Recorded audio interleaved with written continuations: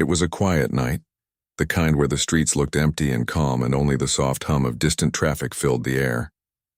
A young woman, visibly pregnant, was driving home after a long shift at work. Her car was old but well kept, and she had both hands firmly on the steering wheel. She wasn't speeding, not even close. Her mind wandered to the dinner she'd left half prepared that morning, and the baby kicking softly inside her belly. She smiled at the thought, feeling a mixture of exhaustion and peace. As she turned onto a darker street, her heart jumped when flashing red and blue lights suddenly appeared in her rearview mirror. She blinked twice, unsure if they were meant for her. When she realized the patrol car was following her, she gently pulled over to the side of the road. Her breathing quickened. She had done nothing wrong. Still, experience had taught her that didn't always matter. She rolled down her window, resting her hands where they were visible on the steering wheel. The night air felt heavy.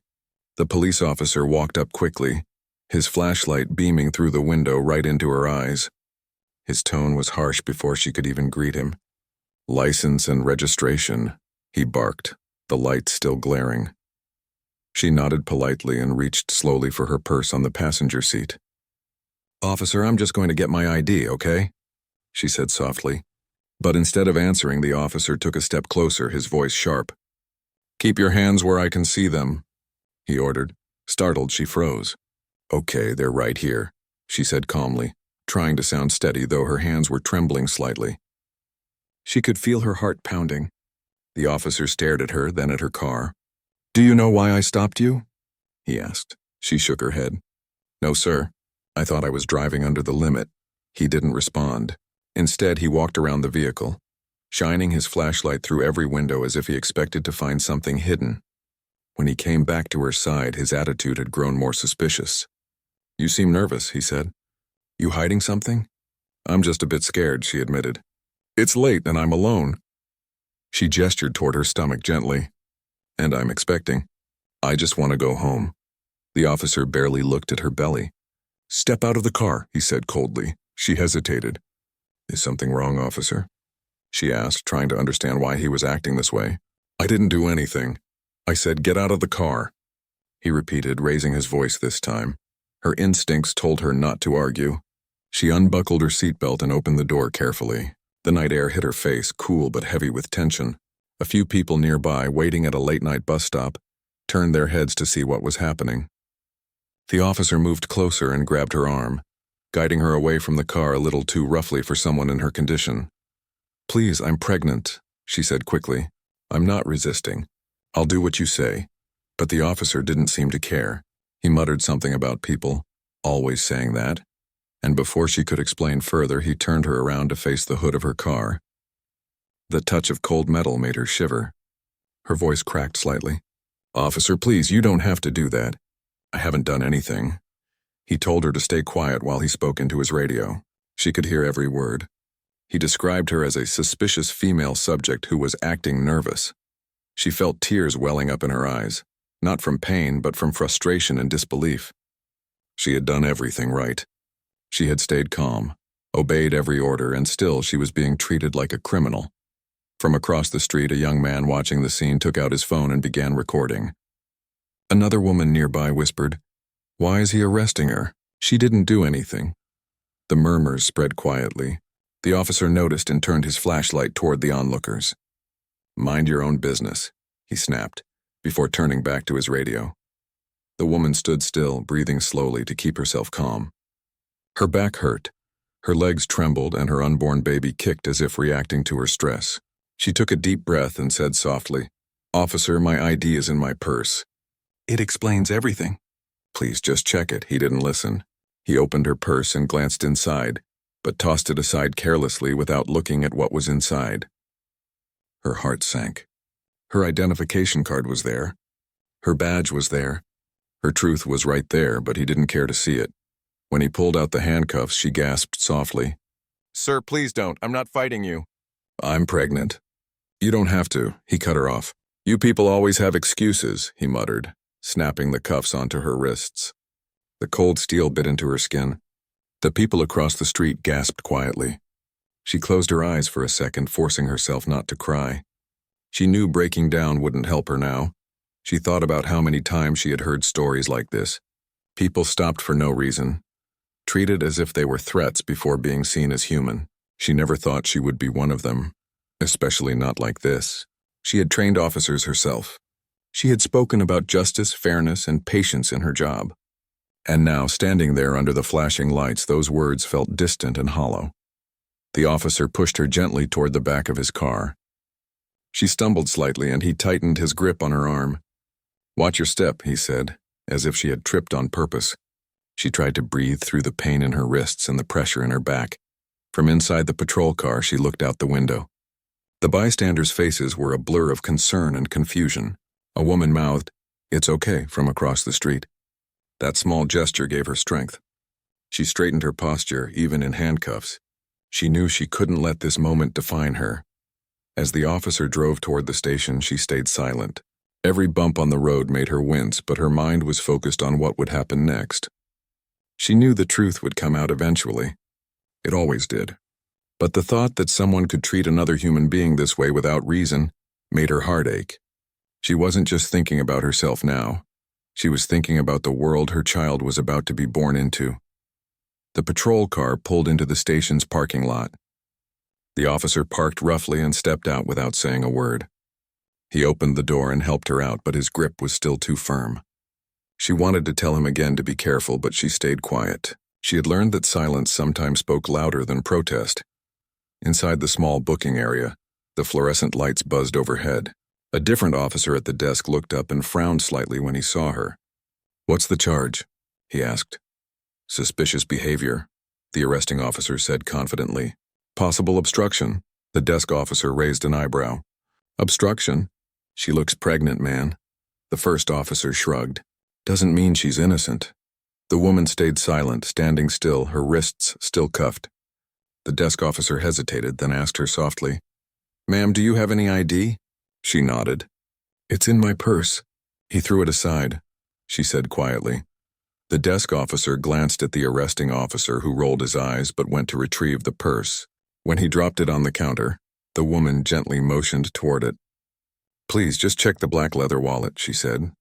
Her tone was calm, but her eyes showed how tired she was. The desk officer opened the wallet, and the room suddenly went still. His eyes widened as he pulled out a badge. The gold letters caught the harsh light. He read it twice, then looked up at her with disbelief. "You're a federal agent?" She nodded once. "Yes, Special Agent, Federal Bureau of Investigation." The silence that followed was thick. The arresting officer's face turned pale. His confidence melted away. The desk officer quickly unlocked her handcuffs, apologizing under his breath.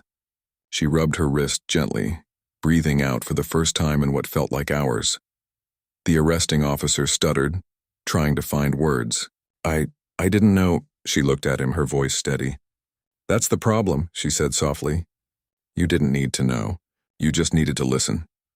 The desk officer avoided eye contact as he made a call to his superior. Within minutes, the entire station would know what had happened. The woman sat quietly on the bench, her hands resting on her stomach. Her baby moved again, a small reminder that life inside her was still untouched by the chaos outside. She didn't cry. She didn't shout. She just waited. She knew the truth would speak for itself soon. And as she sat there, calm and composed, it was clear this was only the beginning of a story that would shake everyone who thought they could judge someone by how they looked. The woman had barely settled on the bench when the tension in the room thickened. Officers whispered to each other, casting nervous glances toward the desk where her badge rested. She tried to steady her breathing, feeling the baby shift inside her. Every little movement reminded her that she had to stay composed, no matter how much injustice she had just faced. The arresting officer leaned against the wall, arms crossed, trying to act indifferent, but his face betrayed him. There was an unmistakable mixture of shock, embarrassment, and fear. He muttered under his breath, barely audible, "I can't believe this. I didn't know." She ignored him, choosing instead to focus on her own thoughts. She knew this wasn't about personal revenge. It was about setting the record straight and making sure that what happened to her didn't happen to someone else. She thought about the countless times civilians had faced similar treatment and had no one to defend them. Tonight had shaken her deeply, but it also reinforced why she had joined the FBI in the first place. A lieutenant arrived shortly after, brisk and serious. His eyes scanned the room quickly before landing on her. "Ma'am," he said politely, his voice steady. "I understand you are an FBI agent." She nodded, still composed. "Yes, sir, I am." He glanced at the arresting officer, whose face had now turned a deep shade of red. "You're going to explain yourself," the lieutenant said sharply. The officer stammered. I thought she was suspicious. She was nervous, and I thought—" His words fell flat, and the lieutenant's eyes narrowed. "Do you understand the severity of falsely arresting a federal agent?" the lieutenant asked. There was no anger in his tone, only a calm that made the officer shift uncomfortably. The reality of the situation was beginning to settle in. He had not just made a mistake, he had potentially jeopardized a federal operation. Meanwhile, the woman sat quietly, listening to the exchange. She knew that once the truth was out, this would be a story people would talk about, a story that could have real consequences. Yet, she remained calm, letting the officers sort through their own confusion. She was not here to humiliate anyone, but she also would not let the injustice slide. The lieutenant asked the desk officer to escort her to a private room. "We need to make sure you are safe and taken care of," he said, indicating that this was now more about her well-being than any formal charges. She followed silently, her hand lightly resting on her stomach, the baby reminding her of why she had to stay strong. Inside the room, she sat in a chair and took a deep breath. The lights were bright and the air was cool, but she didn't mind. She knew she had to be patient. Her phone was in her purse, and she reached for it, intending to contact her supervisor. This was protocol. She had to report what had happened and ensure that no one could manipulate the story for their own advantage. As she dialed, she could hear the distant chatter from the main room. The officer who had arrested her was now sitting at a desk, going over reports, probably trying to justify his actions. The lieutenant's calm but firm voice echoed through the thin walls, questioning witnesses and reviewing security footage. She smiled slightly, knowing that video evidence would make things much clearer. Her supervisor answered almost immediately. "Are you okay?" the voice asked, concern lacing every word. She nodded, though he couldn't see her. "Yes, I'm fine. I've been treated unfairly, but I'm okay now. The situation is under control." They spoke quietly, reviewing exactly what had happened. She described the initial stop, the officer's behavior, and the way he had handled her identification. Her supervisor listened intently, asking questions only to confirm details. By the end of the call, a plan was set in motion.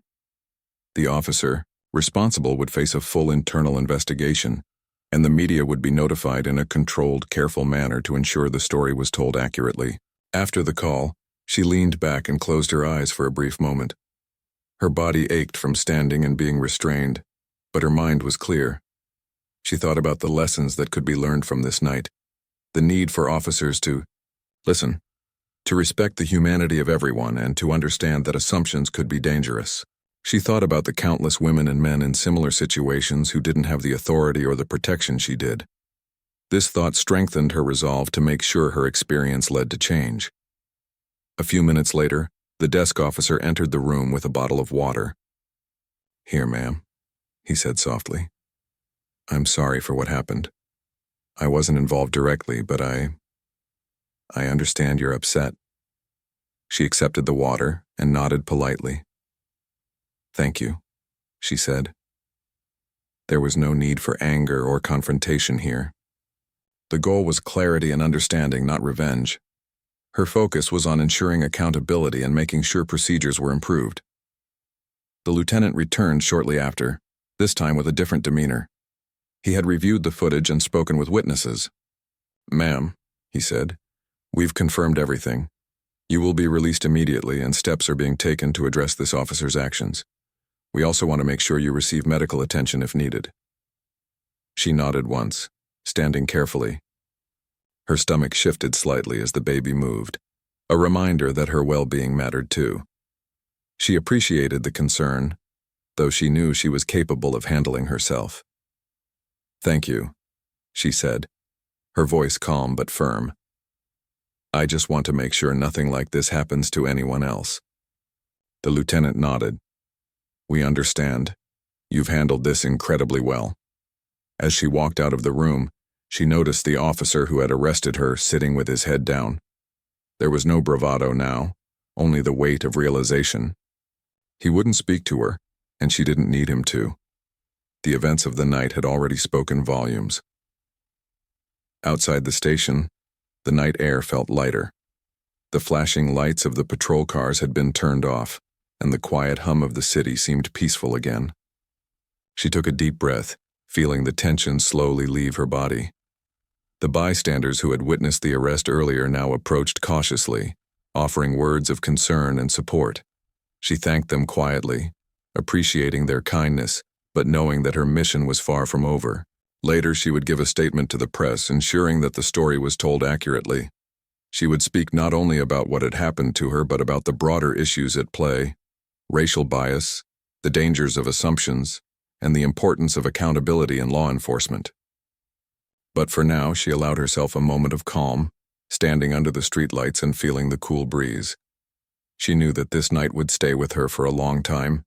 It was a reminder of both the fragility and the resilience of human dignity. She had faced unfair treatment, yet she had maintained her composure, her strength, and her focus on what truly mattered: justice, fairness, and the life growing inside her.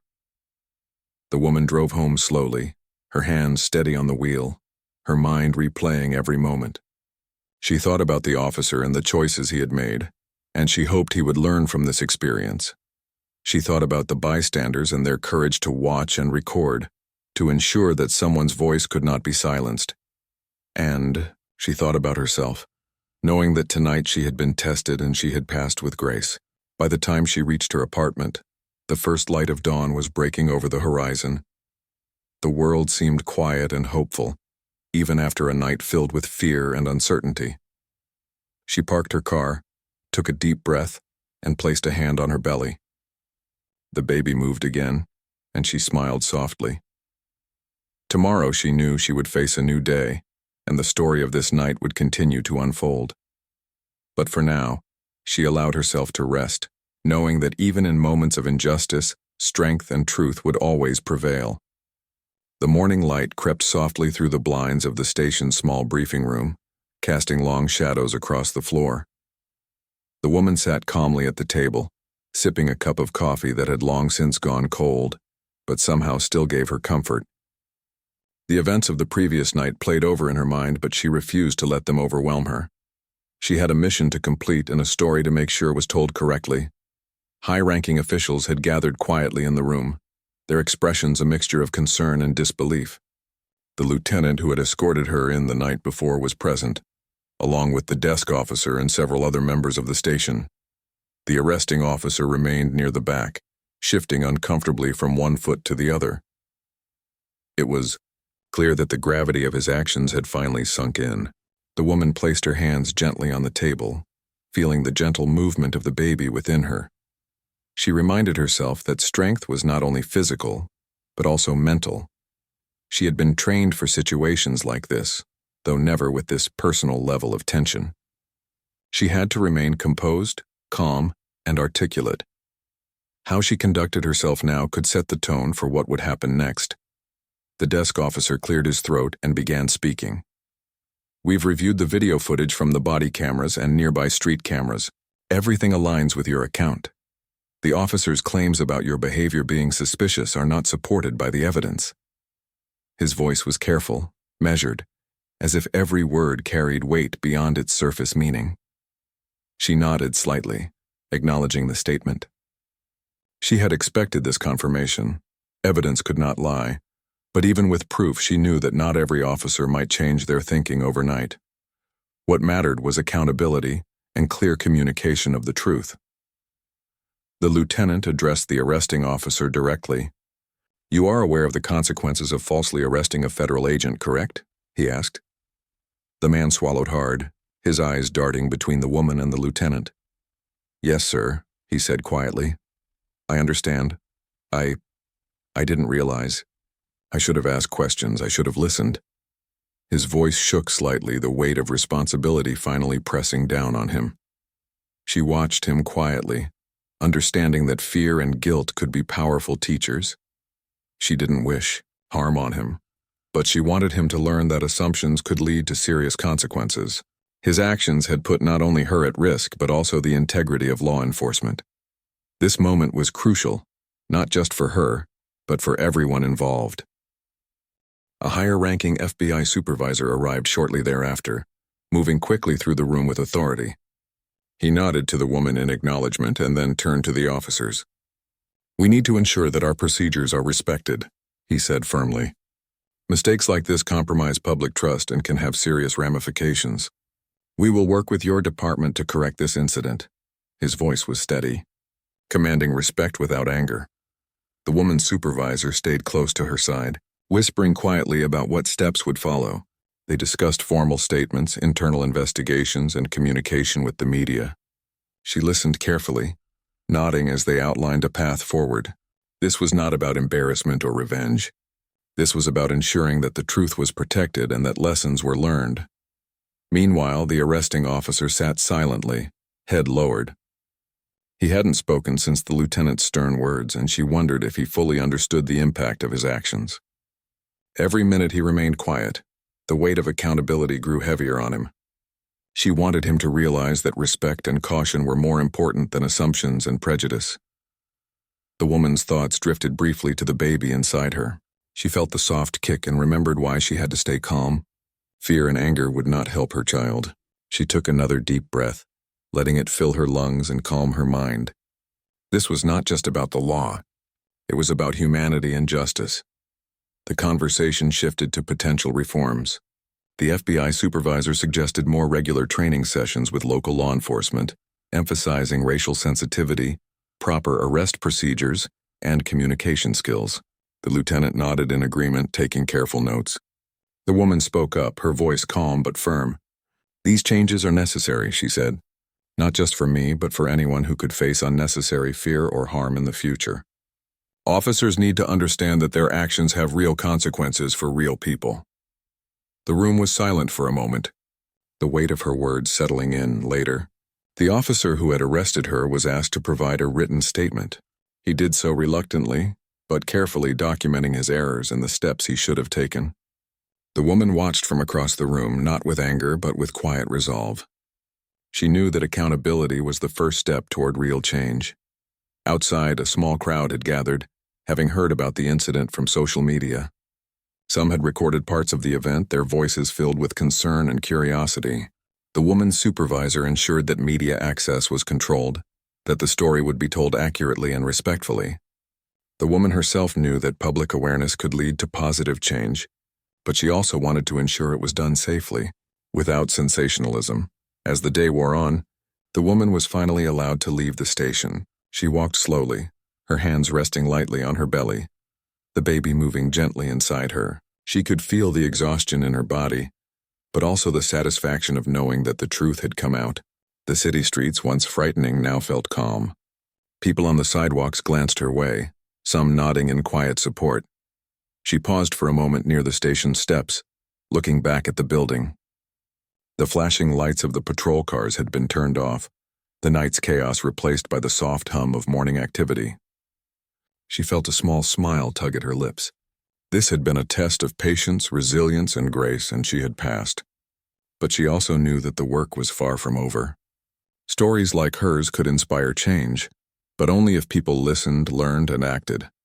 She entered her car and drove slowly through the city. The roads were quiet, the early morning sun casting a warm glow over buildings and trees. Her mind replayed the events of the night, thinking about what had gone wrong and what could be done better.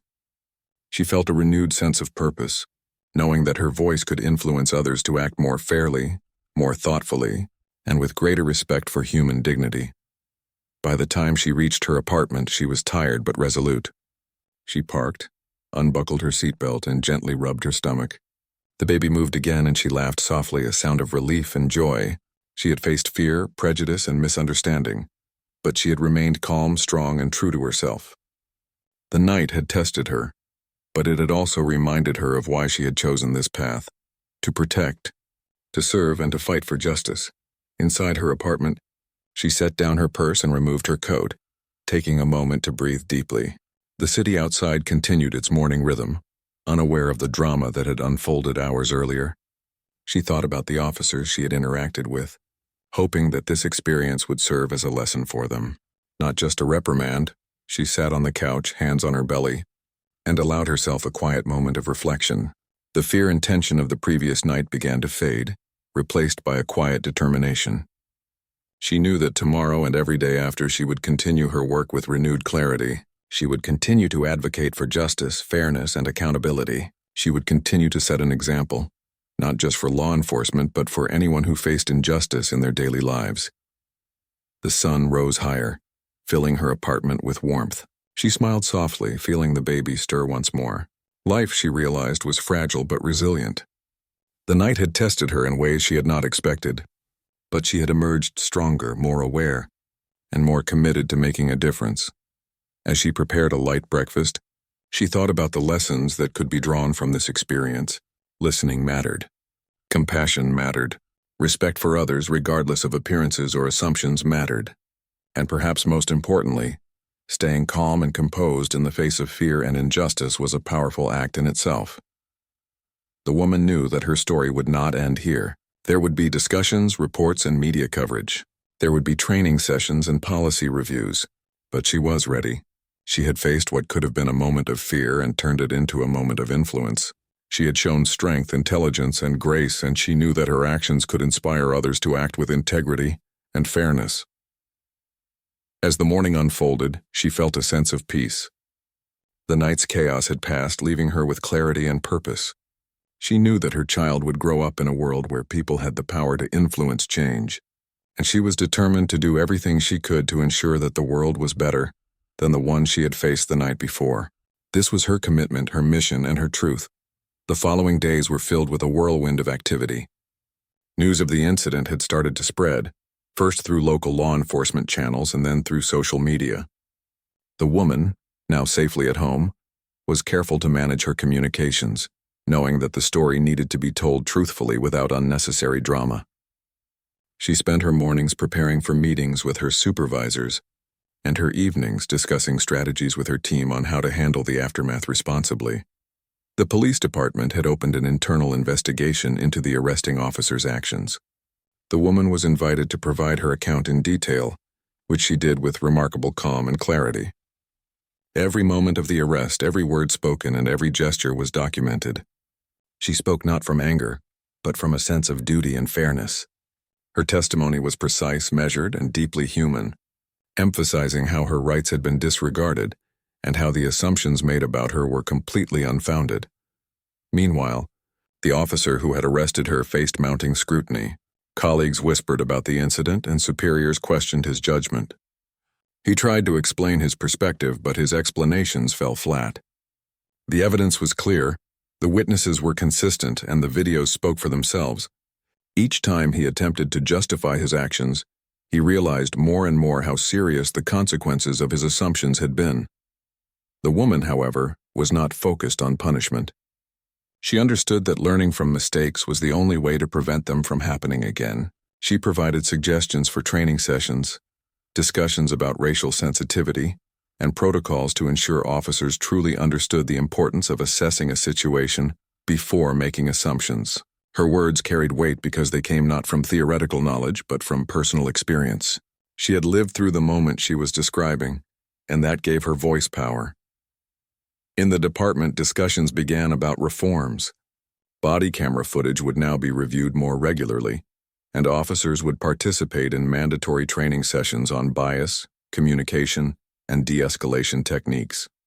The woman's experience became a case study in how prejudice, even unintentional, could escalate situations unnecessarily.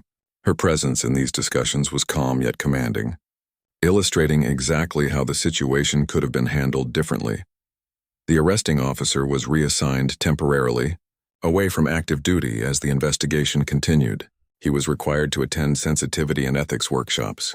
Each session forced him to confront the reality of his actions, the assumptions he had made, and the fear and vulnerability he had caused. While he did not voice his remorse loudly, His demeanor changed subtly. The woman had not been seeking an apology, but the accountability she inspired led him to reflect deeply on his behavior.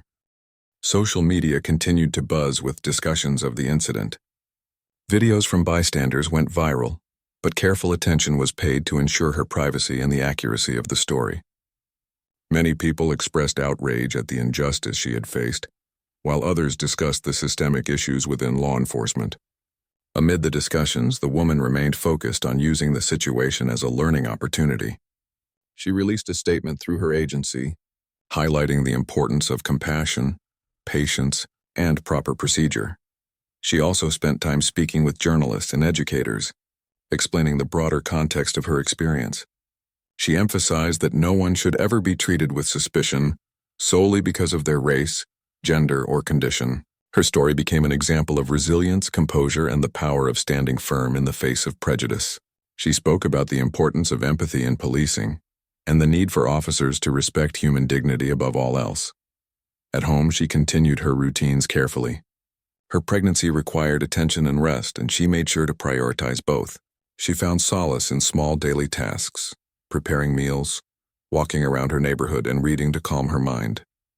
These moments of normalcy helped her stay grounded, reminding her that life continued despite the challenges she had faced.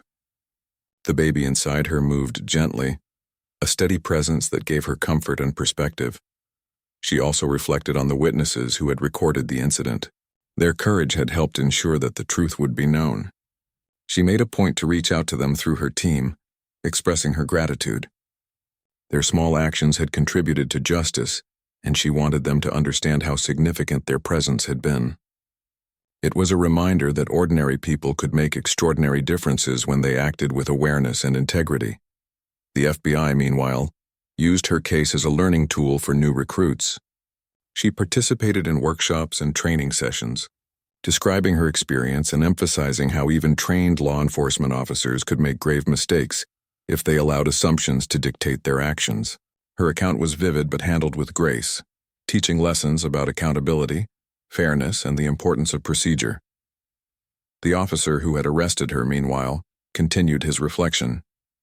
He had started meeting regularly with mentors and supervisors to discuss proper behavior, bias, and decision-making. Slowly, he began to internalize the lessons. He realized that his fear and prejudice had overridden his duty to observe, assess, and act appropriately. Though the embarrassment and consequences were difficult, he came to understand that they were necessary for personal and professional growth. In the community, local leaders began discussions on police conduct, highlighting the need for reforms in arrest procedures and community engagement. The woman's story provided a concrete example of what could go wrong when assumptions replaced careful observation. Meetings, panels, and seminars were organized, and her input became a key part of shaping new strategies to foster trust between officers and the people they served. As weeks passed, she found herself reflecting on the emotional journey she had experienced. The fear, humiliation, and frustration of the arrest had been intense, but she had navigated them with patience and strength. She realized that her calm demeanor had not only protected her, but had also influenced the outcome positively. Her actions had set a standard for how such situations could be handled, both by civilians and law enforcement. She also thought about the public reaction. The messages of support, concern, and empathy she received were overwhelming.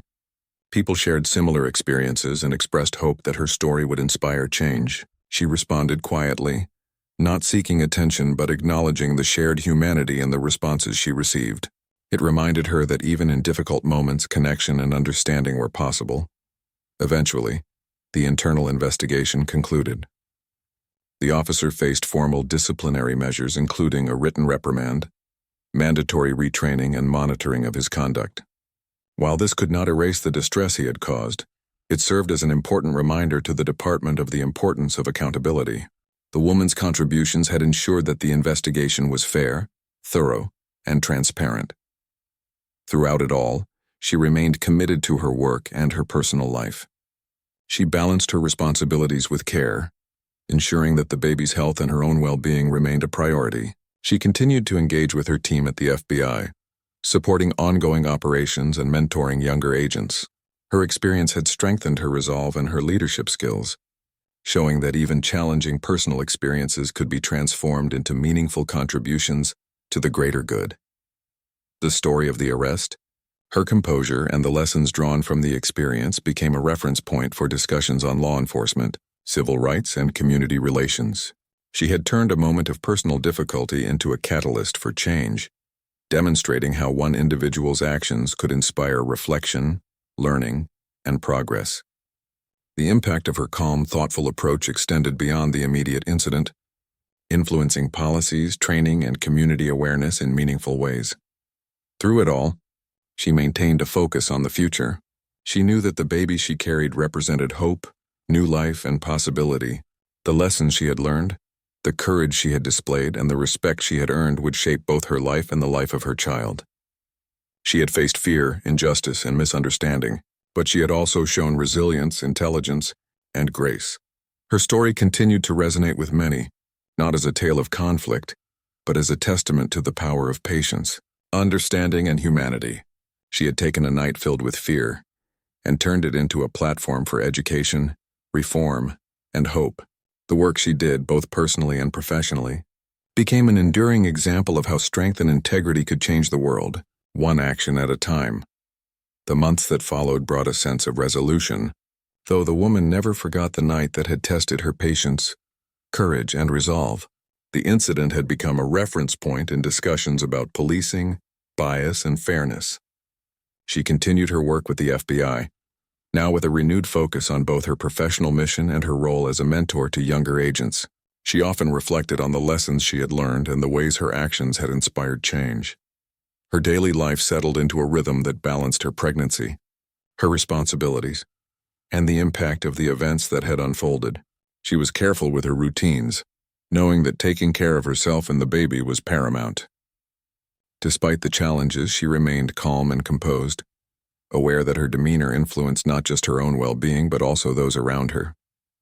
She exercised, prepared meals, and spent quiet evenings reading or talking with close friends and colleagues who had supported her through the ordeal. The arresting officer had been disciplined formally, and over time he began to show signs of genuine reflection. He participated in retraining, mentorship sessions, and counseling that addressed bias and decision-making in high-stress situations. Slowly, he started to understand the profound impact of his actions. While it was impossible to undo the events of that night, he worked hard to learn from them, and the woman observed this with quiet satisfaction. Accountability, she knew, could lead to personal growth when embraced sincerely. The local police department implemented new policies inspired in part by her experience. Body camera footage was reviewed more consistently, and officers were trained to approach situations with caution, empathy, and awareness of potential biases.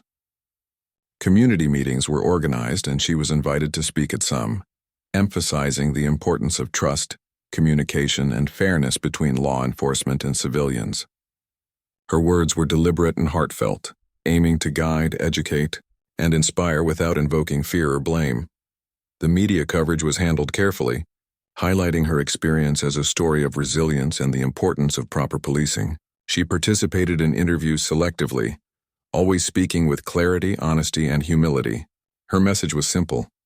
Respect should never depend on skin color, gender, or condition, and the rule of law should protect everyone equally.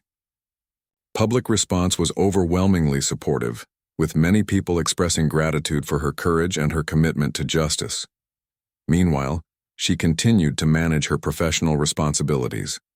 Cases, investigations, and operational planning filled her days, but she approached them with a sense of balance and purpose.